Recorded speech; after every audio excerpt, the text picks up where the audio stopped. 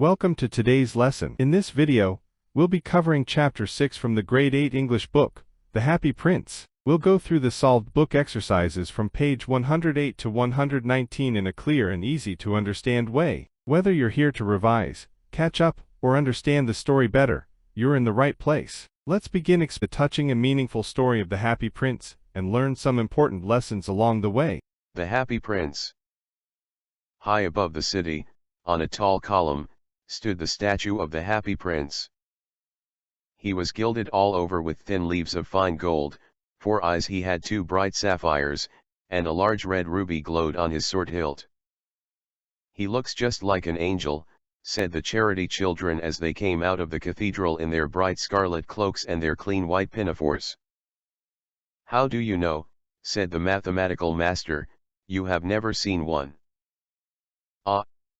But we have, in our dreams," answered the children, and the mathematical master frowned and looked very severe, for he did not approve of children dreaming. One night there flew over the city a little swallow. His friends had gone away to Egypt 6 weeks before, but he had stayed behind, for some reasons. Now he wanted to fly to warm areas to protect itself from the harsh winters. All day long he flew, and at night time, he arrived at the city. "Where shall I put up?" he said. "I hope the town has made preparations." Then he saw the statue on the tall column. "I will put up there," he cried, "it is a fine position, with plenty of fresh air." So he alighted just between the feet of the Happy Prince. But just as he was putting his head under his wing to sleep, a large drop of water fell on him. "What a curious thing," he cried, "there is not a single cloud in the sky, the stars are quite clear and bright, and yet it is raining." Then another drop fell and another. He looked up and saw the eyes of the Happy Prince were filled with tears, and tears were running down his golden cheeks. "Who are you?" he said. "I am the Happy Prince." "Why are you weeping then?" asked the swallow. "You have quite drenched me."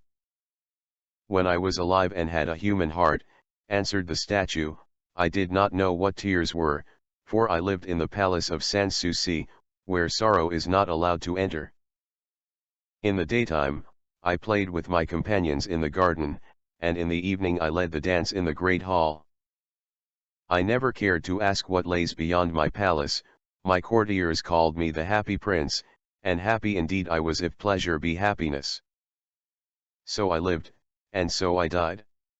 And now that I am dead they have set me up here so high that I can see all the ugliness and all the misery of my city, and though my heart is made of lead yet I cannot choose but weep." "Far away," continued the statue in a low musical voice, "far away in a little street there is a poor house. One of the windows is open, and through it, I can see a woman seated at a table. Her face is thin and worn, and she has coarse, red hands, all pricked by the needle, for she is a seamstress. Her son is ill. He has a fever, and they need money to buy the medicine. Little swallow, will you stay with me for one night and bring her the ruby out of my sword hilt?" The Happy Prince looked so sad that the little swallow was sorry. "It is very cold here," he said, "but I will stay with you for one night, and be your messenger." So the swallow picked out the great ruby from the prince's sword and flew away with it in his beak over the roofs of the town. When he came to the poor house and looked in, the boy was tossing feverishly on his bed, and the mother had fallen asleep. In, he hopped, and laid the great ruby on the table beside the woman's thimble.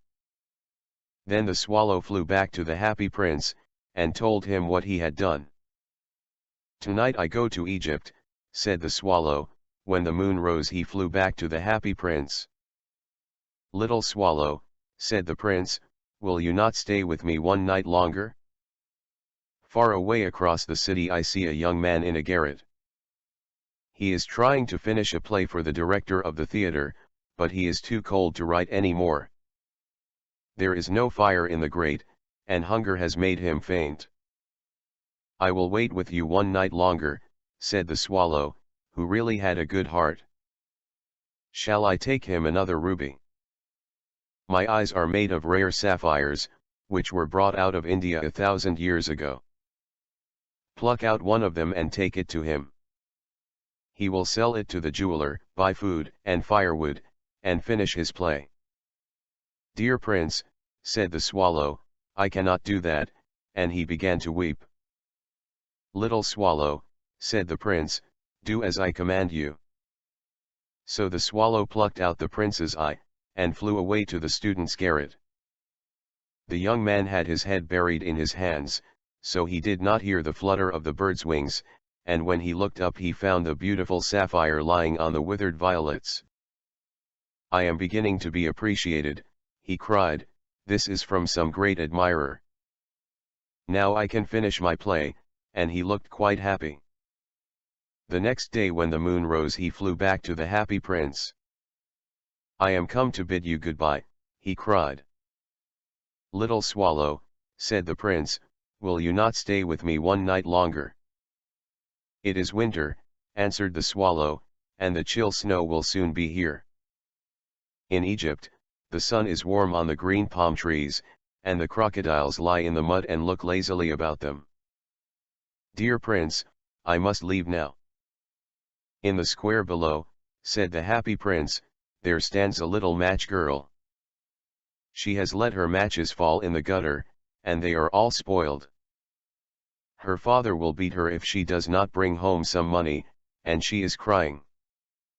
She has no shoes or stockings, and her little head is bare. Pluck out my other eye, and give it to her, and her father will not beat her.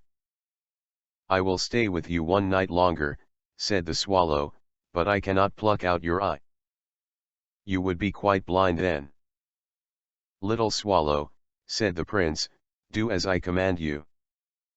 So he plucked out the prince's other eye and darted down with it. He swooped past the match girl and slipped the jewel into the palm of her hand. What a lovely bit of glass, cried the little girl, and she ran home, laughing. Then the swallow came back to the prince. You are blind now, he said, so I will stay with you always. No, little swallow, said the poor prince, you must go away to Egypt. I will stay with you always, said the swallow, and he slept at the prince's feet. All the next day he sat on the prince's shoulder and told him stories of what he had seen in strange lands. Dear little swallow, said the prince, fly over my city, and tell me what you see there. So the swallow flew over the great city, and saw the rich making merry in their beautiful houses, while the beggars were sitting at the gates. He flew into dark lanes and saw the white faces of starving children looking out listlessly at the black streets. Then he flew back and told the prince what he had seen. I am covered with fine gold, said the prince, you must take it off, leaf by leaf, and give it to my poor, the living always think that gold can make them happy.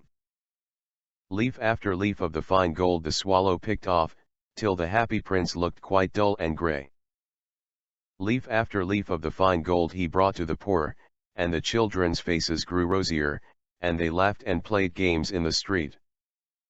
We have bread now, they cried. The poor little swallow grew colder and colder, he would not leave the prince, but at last, he knew that he was going to die. He had just the strength to fly up to the prince's shoulder once more. Goodbye, dear prince. He then fell down dead at his feet. At that moment something cracked and sounded inside the statue as if something had broken. The fact is that the leaden heart had snapped right in two. It certainly was a dreadfully hard frost. Early the next morning the mayor was walking in the square below in company with the town councillors. As they passed the column he looked up at the statue. Dear me! How shabby the happy prince looks, he said. And here is actually a dead bird at his feet, continued the mayor. The happy prince looks ugly now. Pull him down. So they pulled down the statue of the happy prince. Then they melted the statue in a furnace. "What a strange thing," said one of the workmen at the foundry. "This broken lead heart will not melt in the furnace. We must throw it away." So they threw it on a dust heap where the dead swallow was also lying. "Bring me the two most precious things in the city," said God to one of his angels, and the angel brought him the leaden heart and the dead bird. "You have rightly chosen," said God. Now let's move on to the vocabulary section on page 115. In this activity, you'll fill in the blanks using the words from the vocabulary bank given below. To make sure you understand each word properly, it's a good idea to use a dictionary to check the meanings before you begin. Once you're done, we'll go through the correct answers together in the next slide. Let's now check the correct answers for the vocabulary fill in the blanks activity. 1. The happy prince was gilded all over with thin leaves of fine gold. The word gilded means covered with a thin layer of gold. 2. The prince lived in the palace of Sans Souci, where sorrow was not allowed to enter. Sans Souci is a French word meaning without worries, a place where sadness was allowed. 3. The swallow plucked out the great ruby from the prince's sword, and flew away with it, for he swooped past the match girl, and slipped the jewel into the palm of her hand. 5. This broken lead heart will not melt in the furnace. Well done if you got them all right. Let's continue to the next part of the chapter. Now let's move on to the comprehension questions to help us better understand the story. Question 1.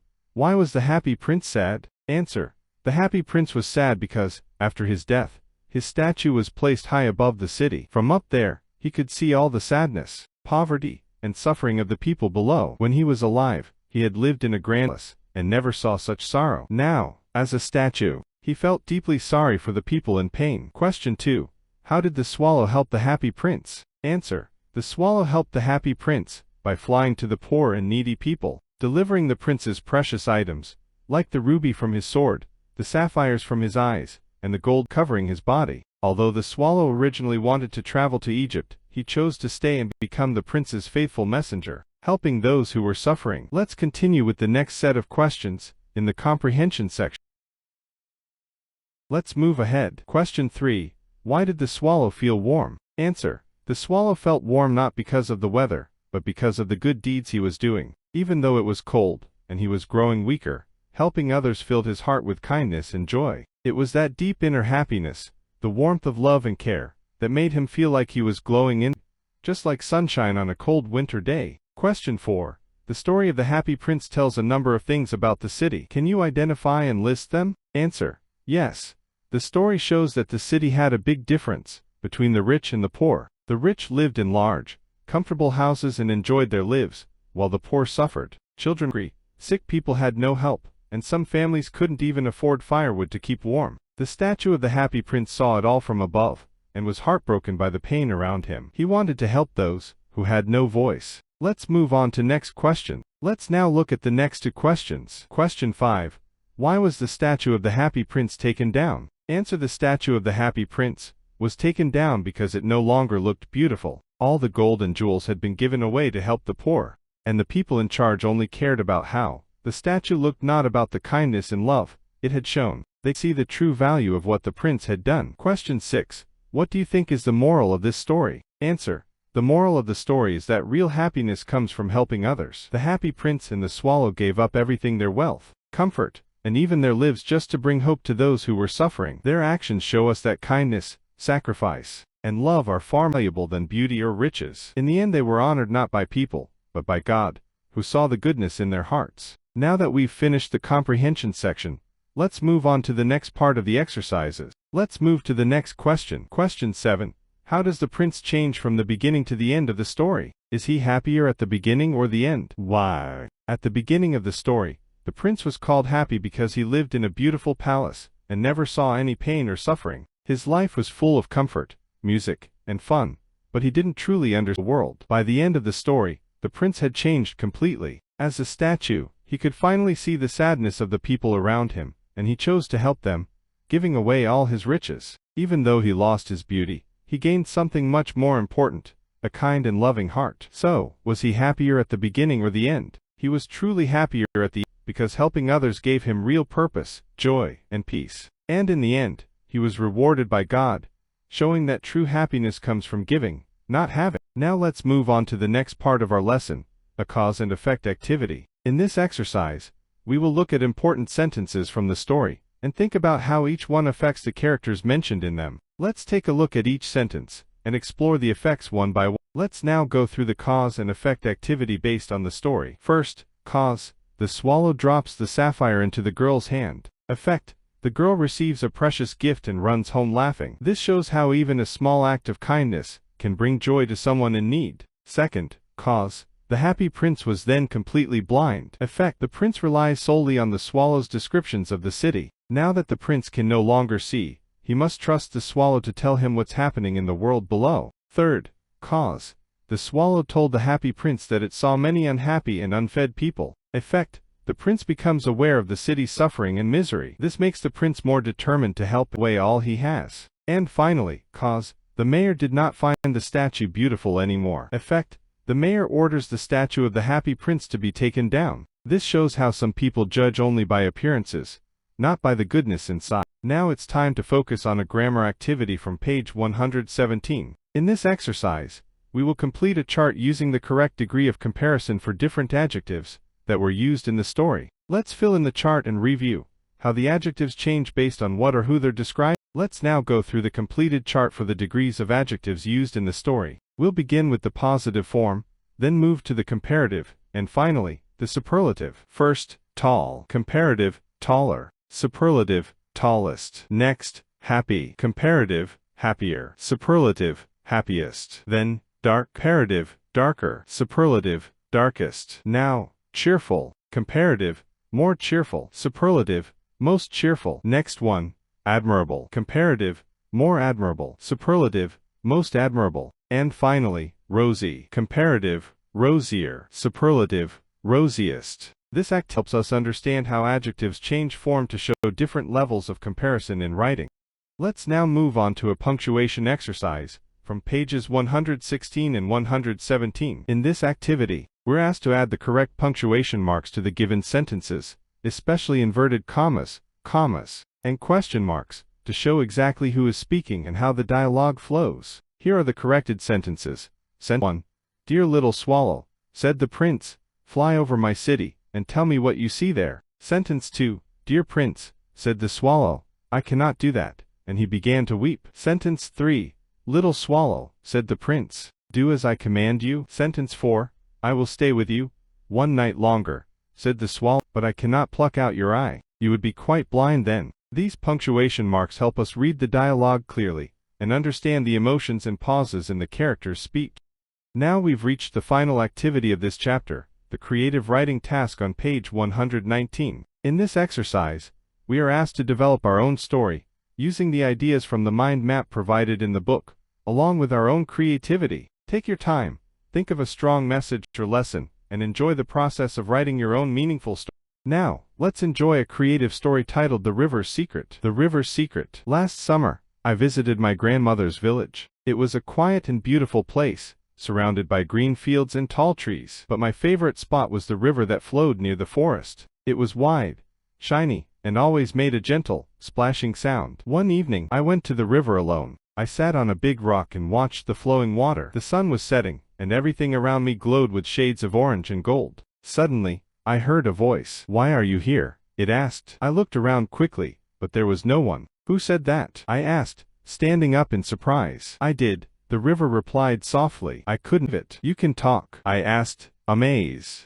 We will continue from the next slide. Yes, the river said. I have been here for a long, long time. But now, people throw trash into me and cut down the trees around me. I feel sad. I felt sorry. I didn't know that, I said quietly. I want to help you. The river replied, you are kind. Tell others to help too. The next day, I told Grandma everything. She smiled gently and, let's clean the river and plant some trees. We told the villagers, and to my surprise, everyone came forward to help. We picked up the garbage, made signs to protect nature, and planted small trees along the river bank. Slowly, the river looked clean and fresh again. Before I went back home, I visited the river one last time. Thank you, it would. You listened? I smiled and replied, I'll never forget you. That's all from today. Let's wrap up with a quick checklist summary of our story writing exercise. We created an interesting main character, a child visiting their grandmother's village and discovering a magical river. The story had a clear beginning, middle, and end.